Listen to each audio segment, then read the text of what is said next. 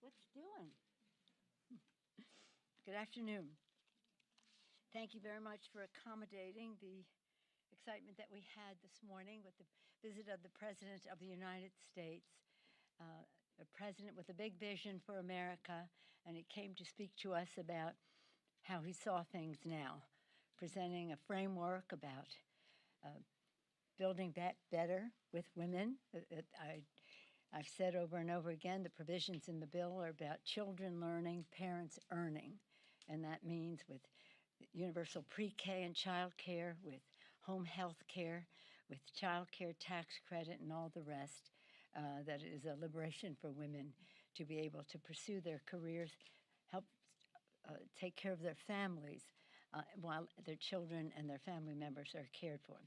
So in any event, what we talked about that was the fact that if any one of these features were in a bill that we were taking up in the Congress, if we were taking up the child care pieces of this and the home health care pieces of it, it would be historic, big, nearly $1 trillion. Children learning, parents earning, caring for our loved ones at home, and respecting those who do so.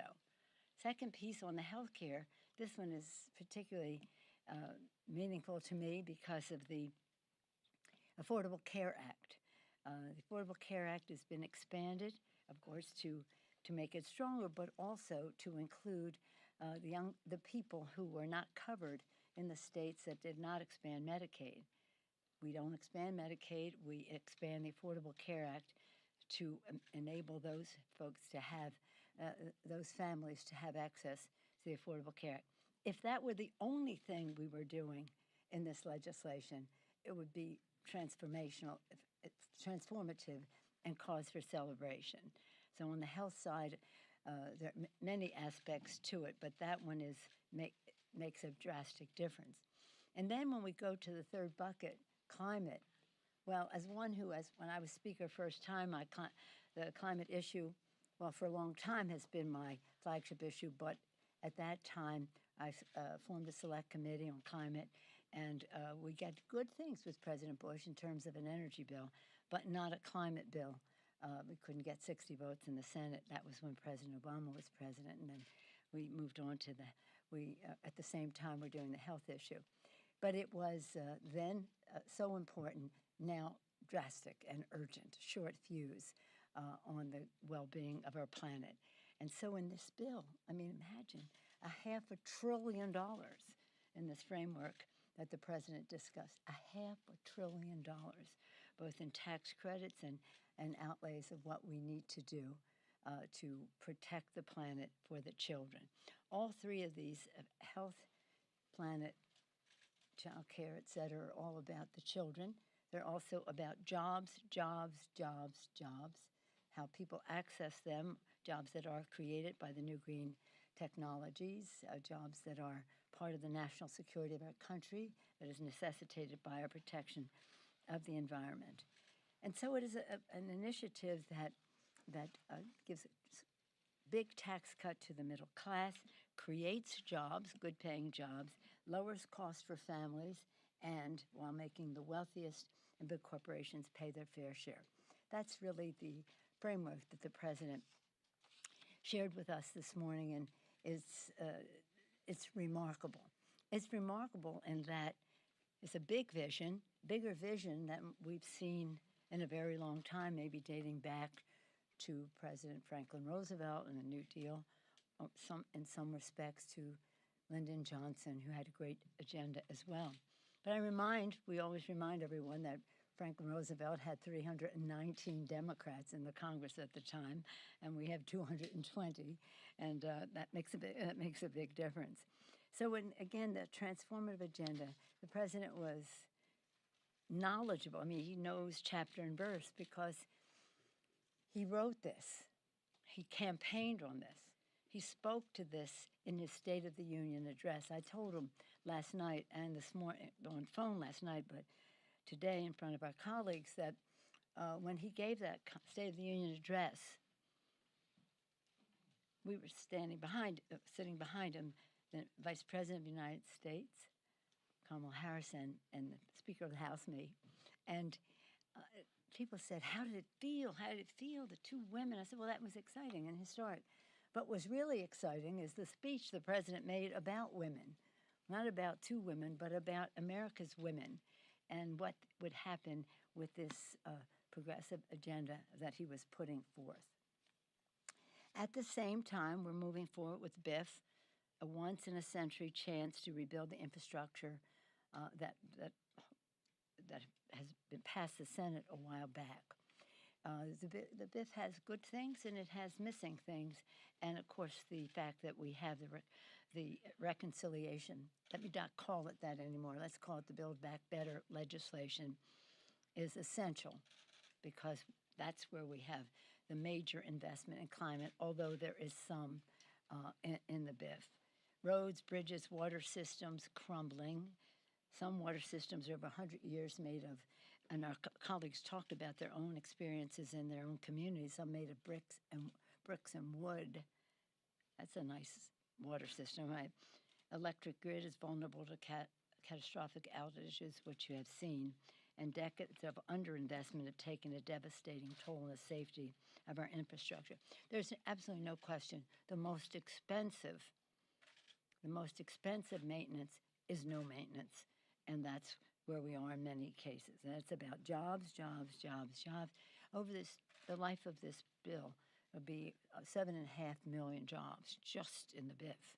If you take it with the other bill, it'd be more like 20 million jobs over the 10-year period, just with these two bills, not talking about what else happens in the community, in the economy. So it is, it's pretty exciting. So where we are in time, that's what you want to know, right? At 3 o'clock, the rules are 2:30. Right now, the Rules Committee is preparing to go in. They have text. The text is up. You know, people have said, I want to see text. The text is up. The text is up for review, for consideration for review. People will then say, well, this should be this way, or clarification, or addition, subtraction, whatever it is. This is the legislative process. And right now, though, today we will be having a hearing. They'll hear from our chairman about the greatness of the Build Back Better initiative, and it's pretty exciting. I'm so proud of the work that our chairs have done and the work that everybody did to try to cut it in half and in a way that we could maintain support for it, because that is competition for the dollar, even at $3.5 trillion. When you cut it in half, it becomes, shall we say, keener. So that's what's happening now. So we had said for a long time now, if we had a framework that had our priorities spelled out clearly and agreed to,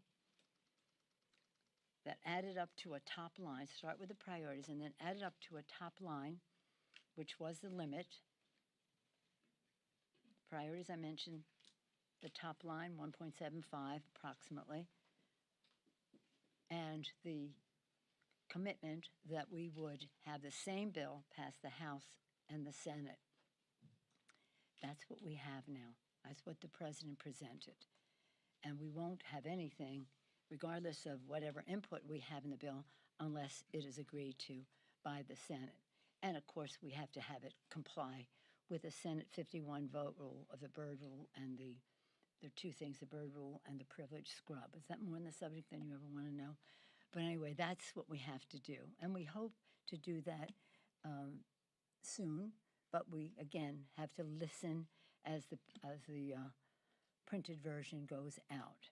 There's some clarifications that will come forth because it's always moving a bit, and that will happen in the manager's amendment. So we're on a path to get this done. But for those who said, I want to see text, the text is there for you to review, for you to complain about, for you to add to, for subtract from, whatever it is, and we'll see what consensus emerges from that. But we're really very much on a path. So that's where we are. We have the BIF, we have the hearing today, we have the text out there. We're on a path to get this all done. Madam Speaker. Thank you, Madam Speaker. we've been hearing from a lot of progressives who say they would still not vote for this package. So is it premature to move forward with a vote on the bipartisan package today? And do you trust that Senators Manchin and Sinema will vote based off of what is outlined in this framework? Well, I trust the President of the United States. And again, the text is out there. If they have anybody, any senator, any House member, have some suggestions about where their comfort level is or their dismay might be, then we welcome that. But I trust the President of the United States. We will. We have, all the things I named, we have agreement on most of those things. Now, when people see the language, they may say, well, this goes more further than I thought. I don't know. We'll see what they say back. But we are within range on those things. There's some things that aren't not in. I frankly have not given up on, but being the mother of 5 in 6 years, I always bring that up. Change more diapers than anybody in the Congress.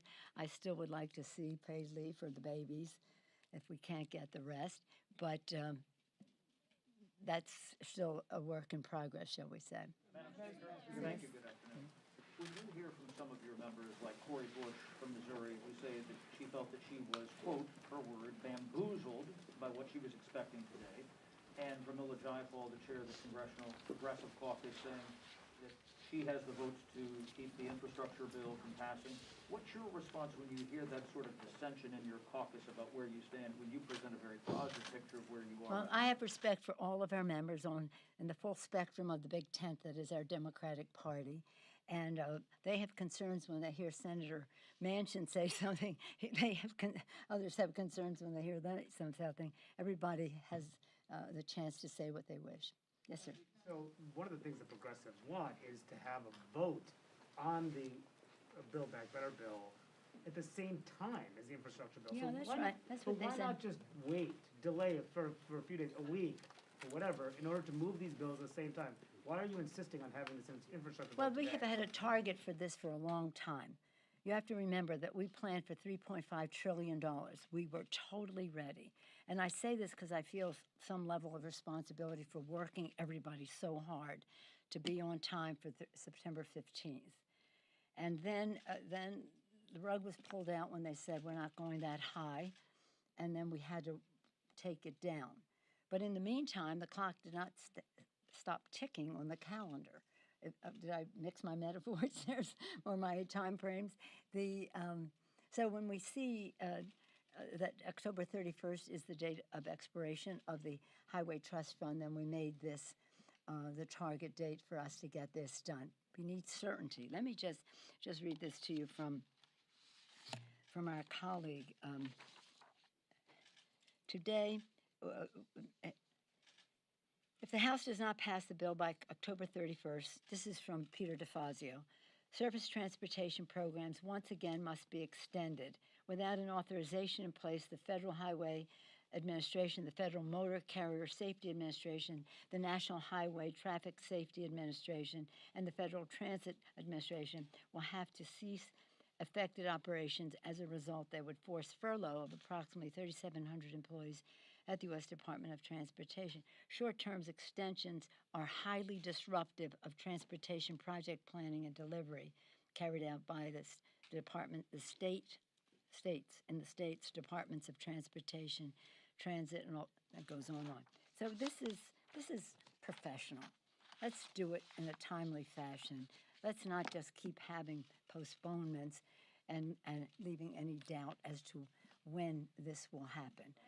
Madam Speaker, just, you have called this, as has the President, transformational. Excuse me, I'm sorry. I said you and the President have called this legislation transformational, the Build Back Better Act, but how is this transformational if you're having to cut things like paid leave, if you're having to... If you have to do what? I said, how is this transformational if you're having to cut things like paid leave, these major climate programs, and what are the plans going forward to try to deal with some of those Well, thank you so much for your question. It is transformative and it is historic in its the issues that it addresses, and it's not issues, these are values. These are values and the resources that are allocated there. I'm still fighting for paid leave. I frankly have a hard time debating it because I don't understand why we wouldn't have that. But nonetheless, that does not undermine the fact that we have nearly $1 trillion in universal pre-K, child care, child tax credit, home health care, and the rest. So one program, as important as it is, does not subtract from the rest of it. Again, we still want that. We have it. We passed it in the Department of Defense bill, a former Department of Defense bill, which has paid family, not family, just family leave, not medical, family leave for federal Department of Defense employees and the civilian workforce associated with that. So we've already have gone down that path very nicely. In fact, Senator Manchin said some very good things when he voted for that bill, which had that in there. But how can I say that this is how can I say that this is transformative? Because it is. Because it is. Because children in 12 states, families in 12 states will now have access to the Affordable Care Act. Millions of people added to that. That's very important because we'll have $500 billion to save the planet.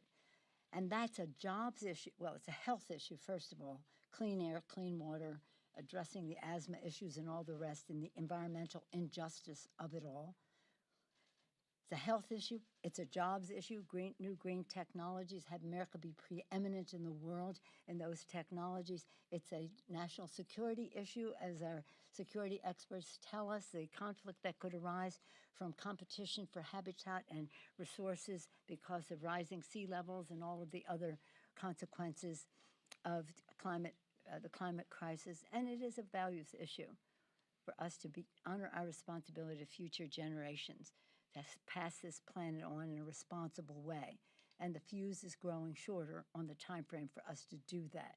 Matters are getting worse, and we are not going to make matters worse. We're going to pass this legislation.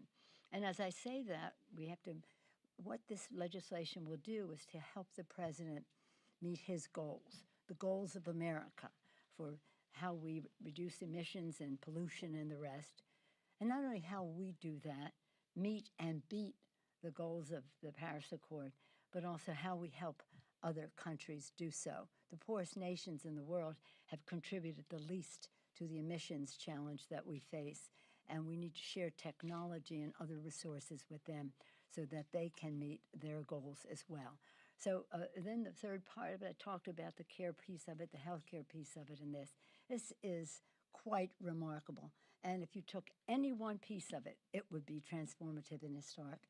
Taking together, it's quite a spectacular vision that President Biden has put forth.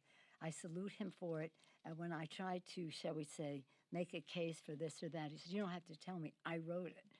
I know the particulars." And that was what was so demonstrated this morning, his meticulous attention to detail, his encyclopedic knowledge of everything that was in the bill.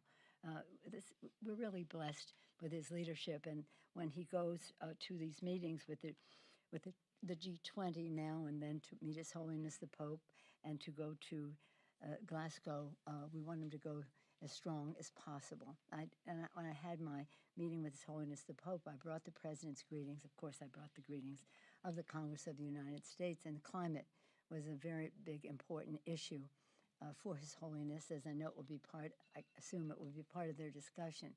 But the climate issue is not just about, as I say, health and that.